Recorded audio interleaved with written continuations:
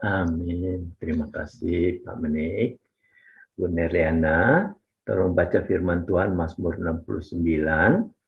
Nanti Bu Sarma baca Lukas 9 ayat 1 sampai 30 ya, Bu.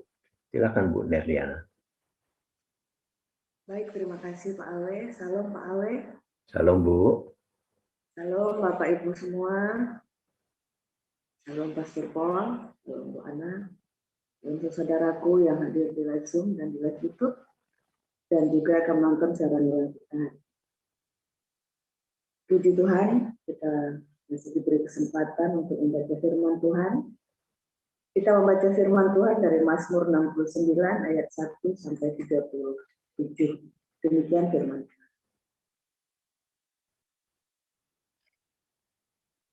Untuk pemimpin biduan, menurut lagu Bunga Bakung dari Daud. Selamatkanlah aku ya Allah, sebab air telah naik sampai ke leherku. Aku tenggelam ke dalam rawa yang dalam. Tidak ada tempat bertumpu. Aku telah terperosok ke air yang dalam. Gelombang pasang menghanyutkan aku. Lesu aku karena berseru-seru. Kerongkonganku kering. Mataku nyeri karena mengharapkan Allahku. Orang-orang yang membenci aku tanpa alasan lebih banyak daripada rambut di kepalaku. Terlalu besar jumlah orang-orang yang hendak membinasakan aku. Yang memusuhi aku tanpa sebab. Aku dipaksa untuk mengembalikan apa yang tidak kurampas. Ya Allah, Engkau mengetahui kebodohanku. Kesalahan-kesalahanku tidak tersembunyi bagimu. Janganlah mendapat malu oleh karena aku, orang-orang yang menantikan Engkau ya Tuhan, Allah semesta alam. Janganlah kena noda oleh karena aku, orang-orang yang mencari Engkau, ya Allah Israel. Sebab oleh karena Engkaulah aku menanggung celah, noda meliputi mukaku. Aku telah menjadi orang luar bagi saudara-saudaraku, orang asing bagi anak-anak ibuku. Sebab cinta untuk rumahmu menghanguskan aku, dan kata-kata yang mencela Engkau telah menimpa aku. Aku meremukkan diriku dengan berpuasa, tetapi itu pun menjadi cela bagiku. Aku membuat kain kabung menjadi pakaianku. Aku menjadi sindiran bagi mereka. Aku menjadi buah bibir orang-orang yang duduk di pintu gerbang. Dengan kecapi, peminum-peminum menyanyi tentang aku. Tetapi aku berdoa kepadamu ya Tuhan. Pada waktu Engkau berkenan ya Allah, demi kasih setiamu yang besar, jawablah aku dengan pertolonganmu yang setia. Lepaskanlah aku dari dalam lumpur, supaya jangan aku tenggelam. Biarlah aku dilepaskan dari orang-orang yang membenci aku, dan dari air yang dalam.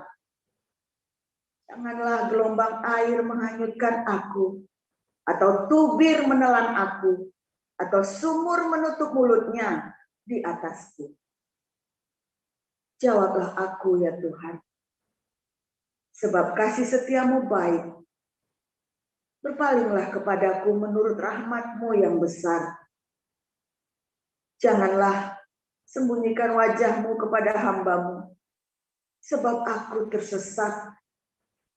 Segeralah menjawab aku. Datanglah kepadaku.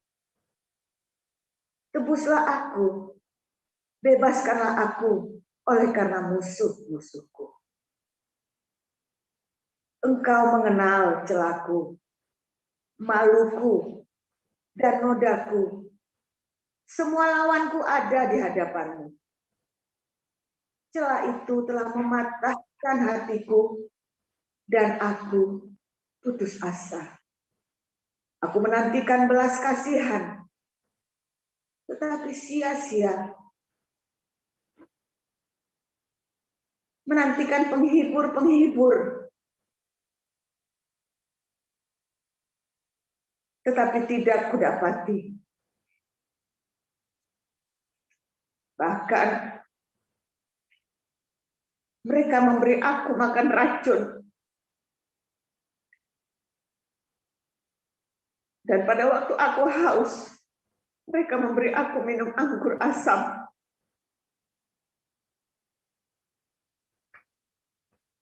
Biarlah jamuan yang di depan mereka menjadi jerat, dan selamatan mereka menjadi perangkap. Biarlah mata mereka menjadi gelap, sehingga mereka tidak melihat. Buatlah pinggang mereka goyah senantiasa. Tumpahkanlah amarahmu ke atas mereka. Dan biarlah murkamu yang menyala-nyala menimpa mereka. Biarlah perkemahan mereka menjadi sunyi. Dan biarlah kemah-kemah mereka tidak ada penghuninya. Sebab mereka mengejar orang yang kau pukul. Mereka menambah kesakitan orang-orang yang kau tikam. Tambahkanlah salah kepada salah mereka. Dan janganlah sampai engkau membenarkan mereka. Biarlah mereka dihapuskan dari kitab kehidupan. Janganlah mereka tercatat bersama-sama dengan orang-orang yang benar. Tetapi aku ini tertindas dan kesakitan.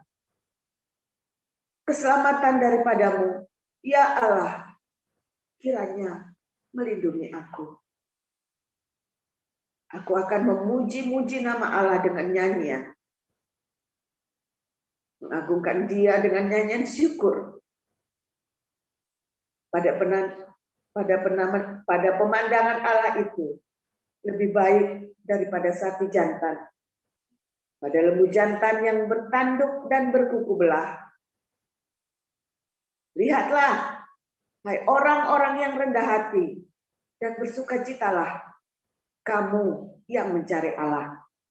Biarlah hatimu hidup kembali, sebab Tuhan mendengarkan orang-orang miskin,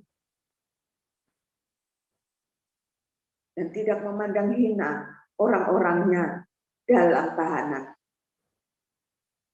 Biarlah langit dan bumi memuji-muji Dia, lautan dan segala yang bergerak di dalamnya. Sebab Allah akan menyelamatkan Sion dan membangun kota-kota Yehuda, supaya orang-orang diam di sana dan memilikinya. Anak cucu hamba-hambanya akan mewarisinya, dan orang-orang yang mencintai namanya akan diam di situ. Demikian pembacaan firman. Terima kasih Bu Nerliana. Bu Sarma, silakan dilanjut. Bu Sarma, itunya tadi sudah buka. Bu Sarma, saya buka lagi ya. Nih, silakan Bu. Mikrofonnya dibuka dulu. Bu Sarma.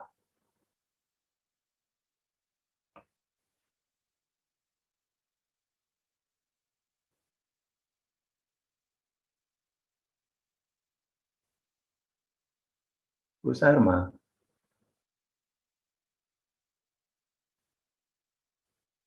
Bu Sarma nggak ada? Kalau gitu Pak Mulya dah yang mulai dari satu Pak. Pak Mulya. Baik Pak. Ya. Ya, baik. Saya bacakan Lukas 9 ayat 1 sampai 30. Ya.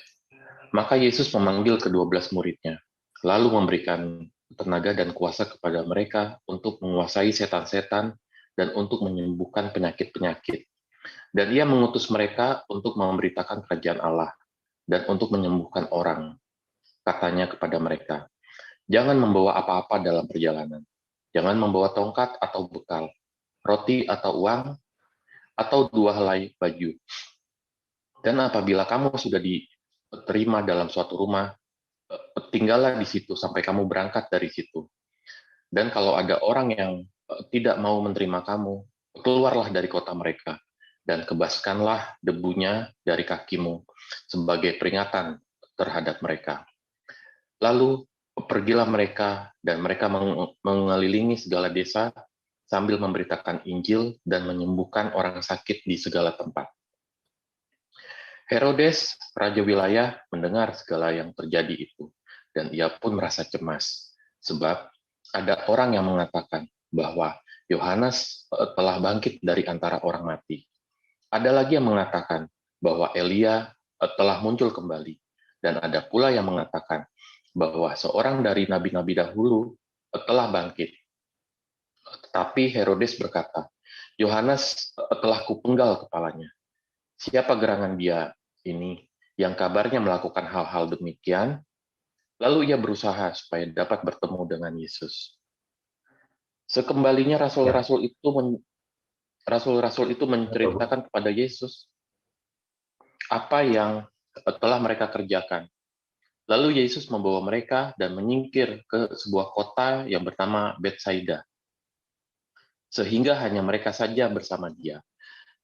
Tetapi orang banyak mengetahuinya, lalu mengikuti dia. Ia menerima mereka dan berkata-kata kepada mereka tentang kerajaan Allah, dan ia menyembuhkan orang-orang yang memerlukan penyembuhan. Pada waktu hari mulai malam, datanglah ke-12 muridnya kepadanya dan berkata, suruhlah orang banyak itu pergi, supaya mereka pergi ke desa-desa dan kampung-kampung sekitar ini untuk mencari tempat penginapan dan makanan. Karena di sini kita berada di tempat yang sunyi. Tetapi ia berkata kepada mereka, kamu harus memberi mereka makan. Mereka menjawab, yang ada pada kami tidak lebih daripada 5 roti dan 2 ikan, kecuali kalau kami pergi membeli makanan untuk semua orang banyak ini.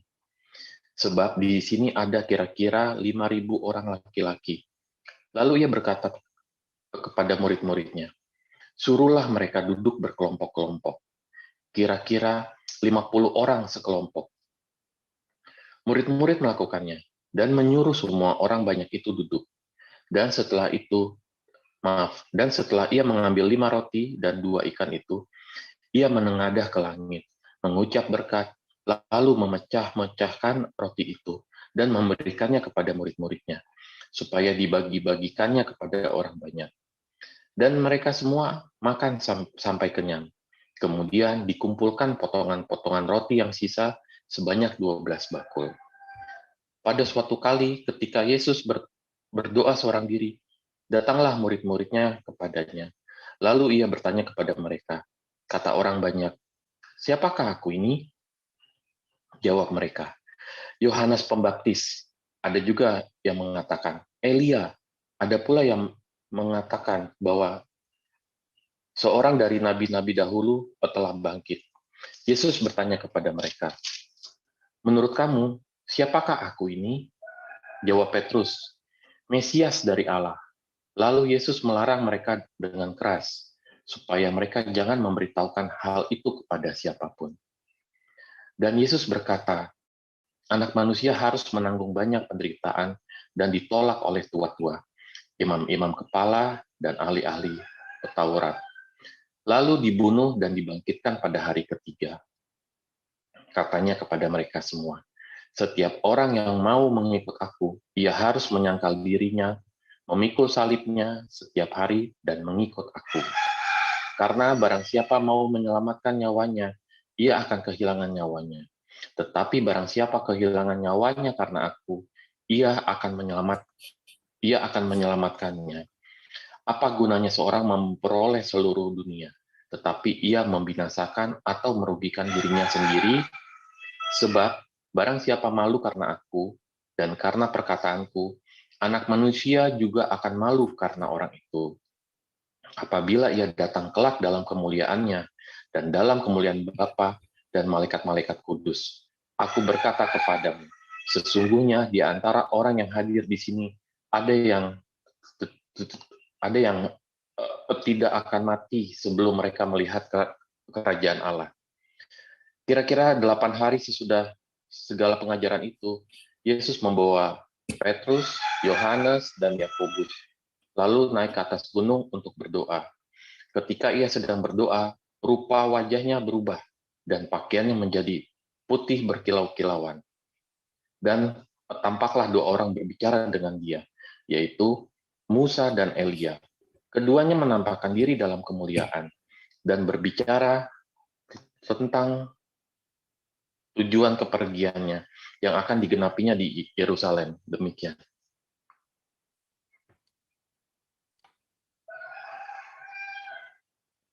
Suaranya, ya. Ya. Pak Pengkue bisa lanjut atau Ya. sudah? Saya aja, Pak. Pak Bu Sarma sudah bisa.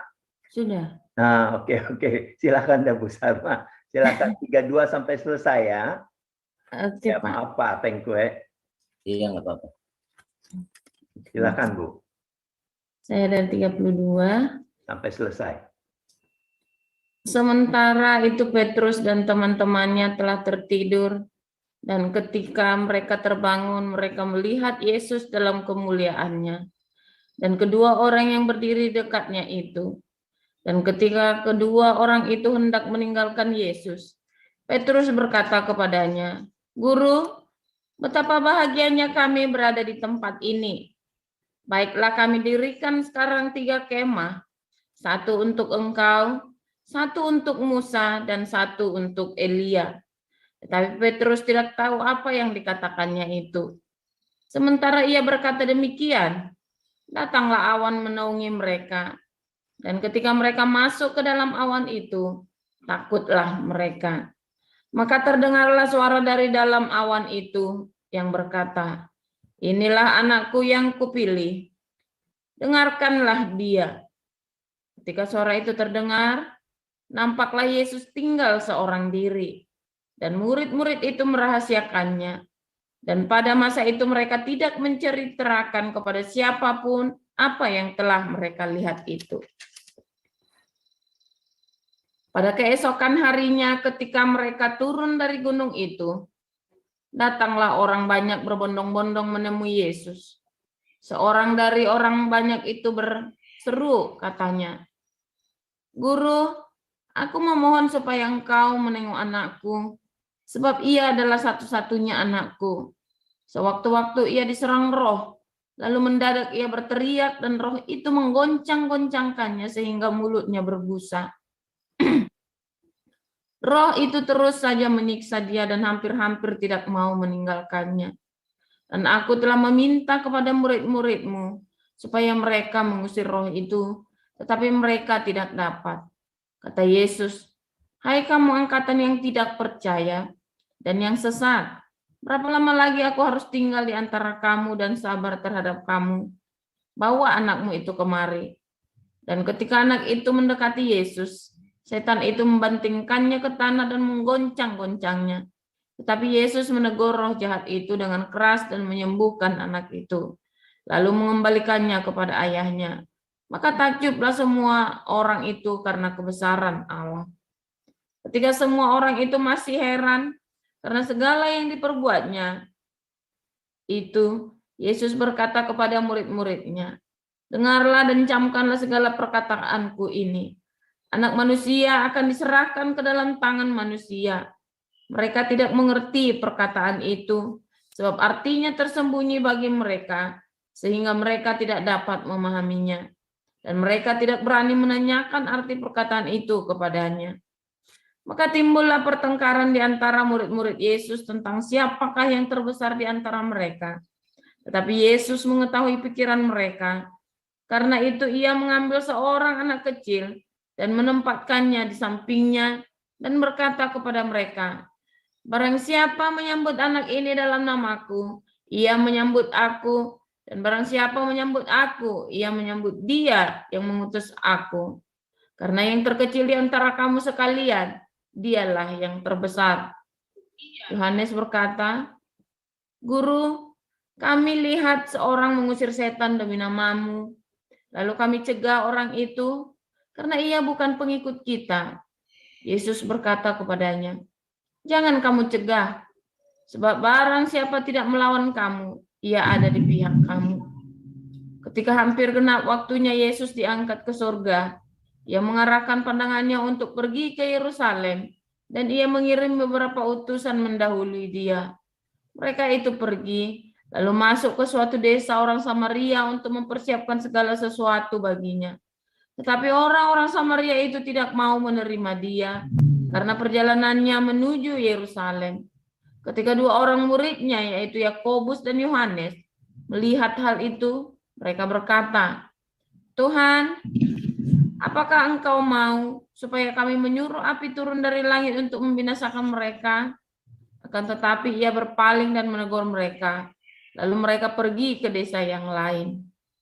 Ketika Yesus dan murid-muridnya melanjutkan perjalanan mereka, berkatalah seorang di tengah jalan kepada Yesus, "Aku akan mengikut Engkau kemana saja Engkau pergi." Yesus berkata kepadanya, "Serigala mempunyai liang dan burung mempunyai sarang, tetapi Anak Manusia tidak mempunyai tempat untuk meletakkan kepalanya." Lalu ia berkata kepada seorang lain, "Ikutlah aku." Tetapi orang itu berkata, "Izinkanlah aku pergi dahulu menguburkan Bapakku." Tapi Yesus berkata kepadanya, "Biarlah orang mati menguburkan orang mati, tetapi engkau pergilah dan beritakanlah kerajaan Allah di mana-mana." Dan seorang lain lagi berkata, "Aku akan mengikut Engkau, Tuhan, tetapi izinkanlah aku pamitan dahulu dengan keluargaku." Tapi Yesus berkata, "Setiap orang yang siap untuk membajak tetapi menoleh ke belakang tidak layak untuk kerajaan Allah." Demikian, Pak. Amin. Terima kasih Bu Sarma. Sudah bisa tadi. Pak Paus, silakan. Iya, oke, luar biasa. Firman Tuhan selalu baru ya, selalu memberikan pencerahan yang baru, harapan hidup yang baru, motivasi yang baru, dan sukacita yang baru. Mengawal kehidupan kita ketika kita terpuruk, mengawal kehidupan kita ketika kita sedang di dalam titik terendah, dan bahkan di dalam kegelapan yang paling gelap. Ada titik terang, ikuti itu, itulah firman Tuhan. Ya, logos yang kita dengar.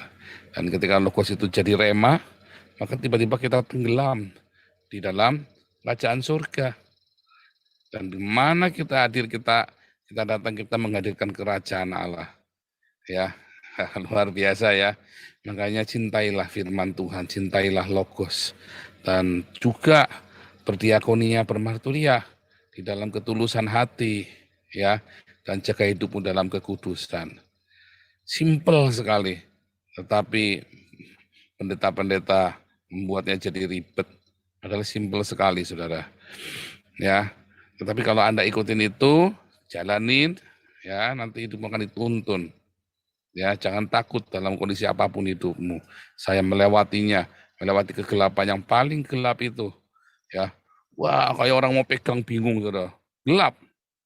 Mau pegang sana nggak kena, nggak ada. Megang sana udah nyeruduk, nyempalit, saudara. Ngalamin saya. Nggak cuma Anda aja, saya ngalamin. 4 tahun, saudara. Nyeruduk sana, nyeruduk sini, jalan tol tapi gelap gulita, nggak tahu lawan, nggak tahu kawan, saya tabrak semua. Gelap, ya. Logos itu hilang. Baca logos itu sampai sudah nggak ngerti, blank. Baca itu sampai udah nggak ada rasa, saudara. Wah, kalau Anda pegang istrimu udah nggak ada rasa, nah itu. Membaca logos itu sampai udah nggak ada rasa. Dulu baca firman Tuhan dengan, wah, hatinya sukacita kali itu ya. Kenapa? Karena saya membuang. Tadi ya, nggak aletheia ya. Ketika kita nggak aletheia, itu semua disamber semua, saudara. Nggak ada yang tersisa. Makanya kan setiap pekerjaan kita, pelayanan kita, kesetiaan kita itu diuji. Pencobaan itu ya, pencobaan yang Anda alami itu ya memurnikan hati kita. Sehingga kita ini ngerti nih, aletheia apa enggak nih. Wah, ternyata saya ini bajingan juga, nggak beda. Gitu, saudara. Pencobaan itu akan menyingkapkan ya. Nah, banyak orang ya di dalam pencobaan itu merasa saya sudah ini, nah itulah itu dia. Saya merasa sudah ini, sudah itu. Nah, di situ ternyata kamu belum aletheia. Saya juga gitu. Mengalami pencobaan, salahku apa Tuhan? Wah, untung Tuhannya nggak teriak dari langit. Wah, kayak tenan. Banyak saudara salahmu. Itu tadi ya, kalau orang nggak aletheia, dia nggak ngerti salahnya apa. Saya nggak. Rasanya kok saya paling menderita, saya sudah begini, sudah begitu. Ada orang tanya sama saya, salah saya apa, Pak? Sudah begini, saya sampai gedek-gedek. Kalau tak omongin nanti debat jadinya kan. Memang salah. Semua ya 10 orang ngomong orang ini salah. 10 orang. Tetapi orang ini tidak menyadari salahnya di mana. Karena apa? Karena dia tidak aletheia. Ya. Dia mencoba mengakali. Oh, ya baik. Orang yang terbiasa hidup dengan tidak aletheia, ya dia nggak ngerti kalau dia nggak aletheia, saudara. Dia rasanya sudah paling benar, saya sudah lakukan ini. Yang penting kan saya sudah ikutin aturan. Iya, tapi kamu ngakalin aturan itu sehingga kamu kelihatannya ngikutin aturan, padahal kamu sudah langgar habis-habisan dulu aturan. Ya kan? Lawyer itu kan paling jago itu kan, melanggar hukum itu kan. Tetapi dia tidak melanggar hukum, tapi dia jago melanggar hukum.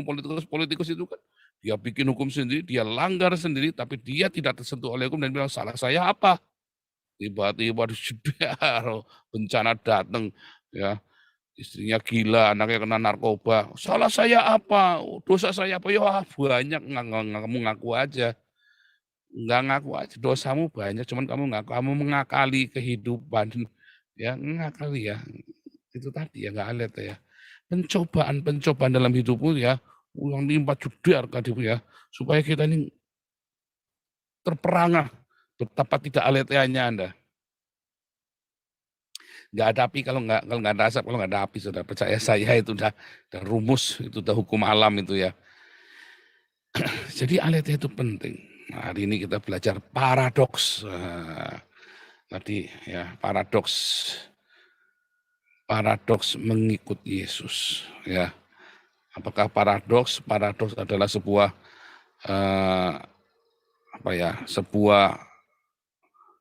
sesuatu yang kelihatannya salah, menentang kebiasaan yang berlaku secara umum, tapi itulah kebenaran. Dan firman Tuhan itu penuh dengan paradoks. Coba istriku bisa tolong tampilkan, tadi saya sudah kasih itu paradoks. Bisa enggak tampilkan paradoks ya. Lukas 9 adalah sebuah pasal yang penuh paradoks. Ya. Cuman kita selesai apa enggak nih ya, sekitar 10 menit ya. Cuman intinya begini, kita nggak usah bahas satu-satu ya, karena 10 menit kita nggak akan selesai, saudara. Ya, Lukas 9 adalah sebuah pasal yang penuh dengan paradoks. Ya, kalau kamu mau pergi memberitakan Injil, kamu jangan bawa apa-apa. Tetapi pendeta-pendeta hari ini kalau mau memberitakan Injil, perginya ke hotel bintang 5 kan. Kalau hotelnya nggak begini, air minumnya nggak begini, oh saya tidak mau. Harus yang begini syaratnya kalau jadi pembicara, dijemputnya pakai limosin, pakai ini, pakai itu. Beda banget. Semua pembicara-pembicara dunia ini inginnya begitu. Kalau perlu pakai jet pribadi, ya dibeli. Wah, Tuhan akan memberkati dengan jet pribadi. Itulah pada umumnya. Oh ya wajar diberkati Tuhan. Ada urapan. Ya. Ya. Nah, itu paradoks yang pertama. Jangan bawa apa-apa. Jangan bawa tongkat untuk bekerja, jangan bawa roti atau uang. Atau 2 helai baju. Ya, ayat 4-nya, kalau kamu sudah sampai ke rumah orang itu, tinggal di rumah orang itu. Ya, seorang pendoa syafaat ya, yang ngomong sama saya ya. Memang kerjanya dia memang profesi doa syafaat ya. Tetapi memang dia adalah penginjil. Dia sebenarnya penginjil dan dia berdoa syafaat. Lalu kita menyebutnya pendoa syafaat. Salah kaprah ya. Tapi dia adalah penginjil dan dia tidak tergantung dari organisasi manapun. Hidupnya hanya memberitakan Injil. Kayak saya dan berdoa. Nah, dia ngomong ya, ini namanya Christina Lo, dia ngomong sama saya. Dia wanti-wanti, dia membaca, dia menubuatkan ke saya, panjang nubuatannya dan sudah terjadi hari ini. Hari ini sudah terjadi ya nubuatan itu, saya sedang berjalan dalam nubuatan itu. Dia bilang, kalau kamu melayani, jangan tinggal di hotel. Usahakan tinggal di rumah, kecuali dia nggak punya tempat. Ya, dan di hotel, tapi usahakan tinggal di rumah supaya kamu bisa melayani keluarganya. Ya, itu firman Tuhan loh. Ya, itu paradoks. Kalau melayani makin keren, makin hebat pendetanya, tempatnya harus makin ini. Juga urapan itu makin berasa kalau perlu bodyguardnya ada 10, saudara. Anda sering lihat gitu enggak? Wah, suatu ketika ya ini ya ada upacara kematian ya di sebuah tempat yang besar. Yang mati ini konglomerat, saudara. Dulu saya pernah cerita ya kalau nggak salah, Anda masih ingat apa enggak? Lalu datang nih, ini mafia ini kan biasa mafia konglomerat Taipan ini, Taipan itu, konglomerat ini ya. Palingan yang nyertai 2 orang, 3 orang begitu ya.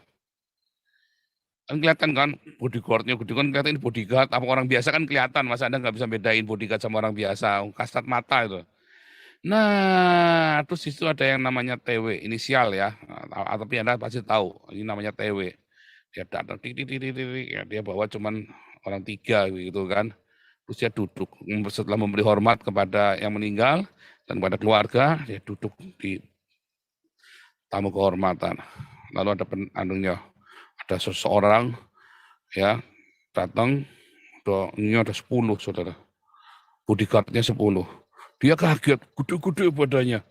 Terus dia tanya, oh siapa itu? Dia tanya sama bodyguardnya. Oh itu pendeta N. Hah? Saya yang mafia, bodyguardnya banyakan dia. Wah itu saudara. Ini beneran ya, saya juga kaget ini ngomong itu pendeta. Yang ngomong sesama hamba Tuhan yang kenal sama keluarganya tersebut. Ya, masa sih bang, saya bilang gitu, masa sih bang. Serius Paul, dia bilang. Ini lu kan tahu si TW Paul. Dia ngomong sama om gua Paul. Gua yang mafia, yang pendeta bodyguardnya banyakan dia daripada gua. Siapa yang takut mati ya dia apa gua? Dia bilang begitu. Yang takut mati jadi siapa nih jadinya nih? Gitu ya. Itulah paradoks saudara. Ya, makin terkenal makin penting orang itu kan bodyguardnya makin banyak supaya apa? Supaya jangan dibunuh. Ya Benny itu sudah berapa kali mau dibunuh. Nah saya bilang, ya kalau mau bunuh saya bunuh saja, enggak apa-apa masuk surga. Kenapa masih takut? Oh umat masih membutuhkan. Nah itu tadi. Itu paradoks ya. Tadi ya, murid-murid ini aja ya, jalan kemana-mana nyembuhkan orang sakit, ngusir setan. Udah tenang dimusuhi sama orang, mau dibunuh sama Herodes, tenang. Ya, itulah paradoks. Nanti ya, barang siapa takut kehilangan nyawanya, itu paradoks yang kedua. Barang siapa takut kehilangan nyawanya, maka hilang. Anda yang masih ganduli nyawa, tetapi Anda selfish gitu ya, ingin ini gandul ketakutan, nggak mau. Malah kan kehilangan loh. Tapi Anda yang kayak saya, ngomong edan kayak saya begini, Anda malah kan mendapatkan, coba lihat nanti umur saya sama Anda panjang saya nanti. Tapi serius ya, itu bener loh, itu firman Tuhan bilang sama saya kok. Hari kamu matinya masih lama nanti. Beneran ya, aku berani ngomong 2 itu, enggak itu beneran. Siapa yang takut kehilangannya akan kehilangan nyawanya. Siapa yang tidak takut kehilangan justru akan mendapatkannya. Ya kan, para rasul itu umurnya panjang-panjang loh, jangan bilang para rasul umurnya pendek-pendek, umurnya 70-80 baru meninggal gitu. Meninggal memang dianiaya kan. Tapi kan panjang-panjang, saya nggak bilang yang umurnya pendek terus, enggak ya, tapi kita cerita lagi dalam pelayanan loh. Orang-orang yang berani bermisi, yang takut-takut itu malah umurnya pendek-pendek. Nah, tapi itulah paradoks ya, itulah paradoks. Artinya bukan cuma kehilangan nyawanya, saudara, tapi artinya dia pun akan kehilangan surganya. Karena dia harus berkompromi kan. Itu ya. Nah, terus saudara, paradoks itu tadi sudah 2 paradoks tadi itu ya. Nah, ini saya hanya contoh saja 3. Ya, kalau Anda melayani harus menerima, ya kan? Melayani kan harus dikasih duit, ya kan? Jangan memberangus lembu yang mengirit. Oh ya itu benar. Tetapi kita harus kasih makan. Siapa yang kasih makan? Hamba-hamba Tuhan ini loh. Loh, pendeta kan harusnya terima duit, kok malah ngasih duit? Oh iya, beneran. Pendeta Anda ngajari nggak gitu? Oh, ini Alkitab ngajari Lukas 9. Kasih mereka makan. Wah ini pendetanya pembicara terkenal. Ya, wow diubur-ubur sama orang. Wow Yesus, I love you. Semua orang ngurumuni Yesus. Tetapi Yesus bilang kasih mereka makan. Wah harusnya kita yang terima kolektor nih Tuhan. Enggak kasih mereka makan. Paradoks saudara. Wah, saudara, kalau gerejamu begitu, luar biasa. Sayang di Indonesia belum ada, saudara. Oh, pernah ada ya, gerejanya Petrus Agung ya. Kasih mereka makan. Oh, gerejanya tambah penuh, tambah edan. Orang nyumbangnya tambah kirap-kirap, saudara. Orang berdonasi tambah kirap-kirap. Kasih mereka makan. Oh, semua ya, anak-anak sekolah digratisin. Edan, jemaat sekolah digratisin kabeh. Waduh, kita mau bikin begitu ya di dalam nama Tuhan Yesus ya, dengan pertolongan Roh Kudus kita mau bikin ya Yayasan Bun Pagi. Ya, kita ini kan sudah mulai di ini ya. Nanti pengurus kalau di akta jangan banyak-banyak, tapi nanti pengurusnya tetap dari Anda semua ya. Terlibat semua. Tapi yang di akta jangan banyak-banyak, nanti ruwet. Ini mau apa-apa tanda tangan kudu orang 50 pusing. Orang 5 saja, barang 7 berapa sih? Minimum 7 ya kalau nggak salah ya. Nggak usah banyak-banyak. Untuk orang tolong menolong, harusnya begitu kan, beri mereka makan. Siapa yang tidak bisa sekolah, daftar sini. Ya, tapi jangan ada, wah dengar promosi, terus Anda buru-buru, ya saya mau ikut, tapi nggak pernah ikut doa pagi. Gundulmu pengen ya jangan, namanya Anda bukan komunitas kita, ya jangan. Anda ikut sana, ikut dikasih makan yang dari Damaris. Kalau Anda yang mau ikut ruang tolong menolong, ya Anda harus setia. Ya, ini kita ada tukang absennya loh, ada malaikat Jibril yang ngasih Anda loh, itu malaikat Apeng namanya. Beneran itu kopinya Jibril itu malaikat Apeng itu. Serius dicatat. Oh, tiap hari dicatat tuh. Anda datang nggak hadir tuh dicatat, namamu tercatat dalam kitabnya Nabi ke-26. Ya, tapi serius dicatat beneran, saya nggak bercanda. Ini bercanda tapi beneran dicatat tiap hari sama Pak Apeng itu. Wah, itu ada malaikat yang mencatat tuh, Anda ikut Bun Pagi apa enggak. Tapi itu paradoks ya. Anda dan saya kudu melayani mereka, bukannya kita malah terima duit. Wah, Anda kolektor nggak sama saya? Enggak kan? Tapi kita bilang, yuk kita kumpulkan kolektor, kita kasih makan. Yang nggak bisa sekolah, kita kasih sekolah. Terima kasih buat sumbangan laptopnya, yang buat ini kemarin terima kasih lewat Dr. Sostenes ya. Luar biasa. Saya begitu tadi bilang, baru ngomong 1 jam sudah ada yang mau nyumbang laptop. Saya makdek mau nangis tadi. Aduh Tuhan Yesus, baik sekali ya. Ya. Luar biasa komunitas ini ya, diberkati Tuhan. Tuhan memberkatimu berlipat kali ganda. Itu paradoks ya. Lihat, paradoks lagi. Ya.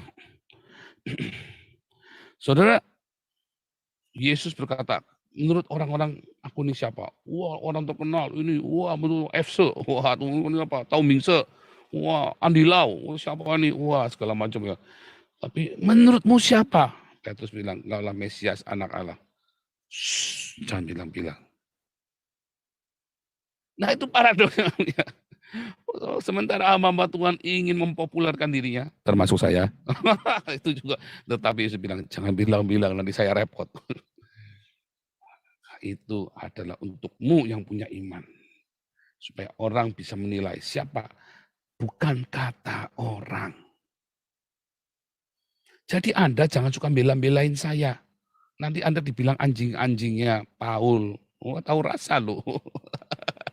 Kalau Anda suka dengan pengajaran di komunitas ini, viralkan. Viralkan, ya kan? Nggak usah terus bela-bela nih bahwa wah ini N26 paling hebat, jagoan neon. Apa enggak usah, saudara. Pokoknya Anda suka viralkan seviral-viralnya, oh sudah urusan.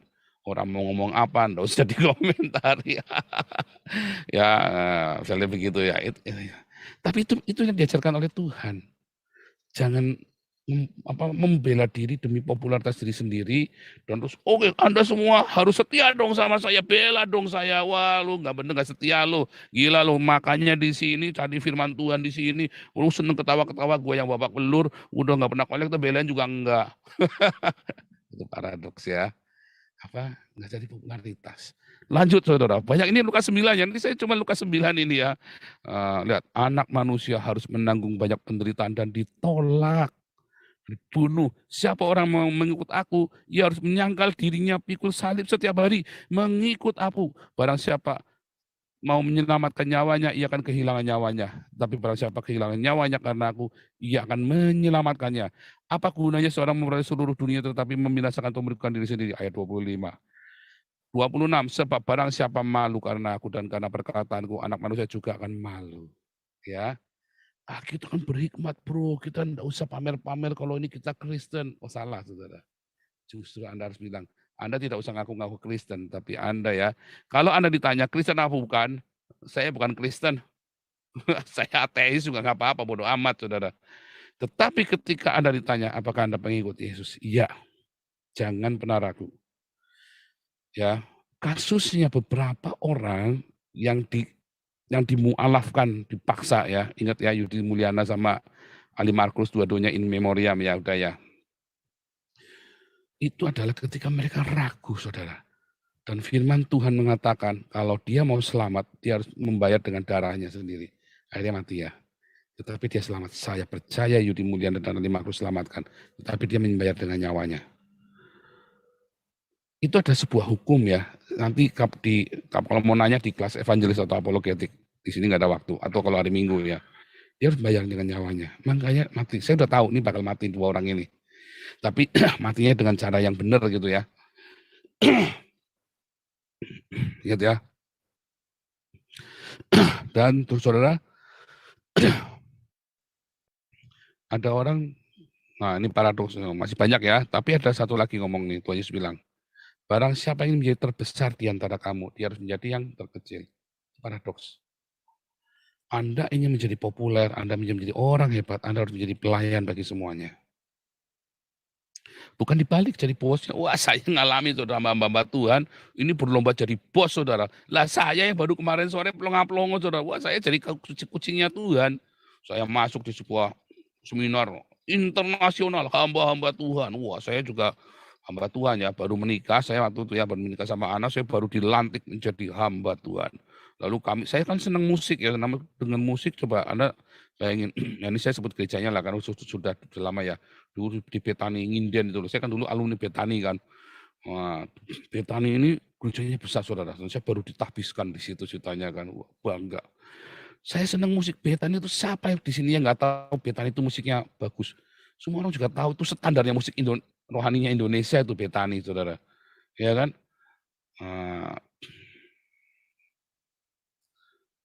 Saya duduk paling depan deketnya loudspeaker saudara. Karena saya senang musik, bukan untuk deketnya pemain musik gitu loh. Karena saya senang musik dan saya senang sekali ngeliat orang main musik. Bukan cuma denger tapi cara dia main saya senang. Ya. Terus saya udah duduk, wah ini paling cakep nih. Saya datang duluan, cepet yang saya bilang, cepet yang aku bilang sama anak itu ya. Cepet yang kita duduk sana. Kita duduk paling positif, ditulisin khusus hamba Tuhan. Wah ini dia. Karena SPG ini juga jemaat biasa boleh ikut. Khusus hamba Tuhan. Memang ada berapa ratus kursi. Saya pikir cukup. Oh hamba Tuhan berapa ratus kursi. Saya juga. Saya ambil posisi yang terbaik. Ya.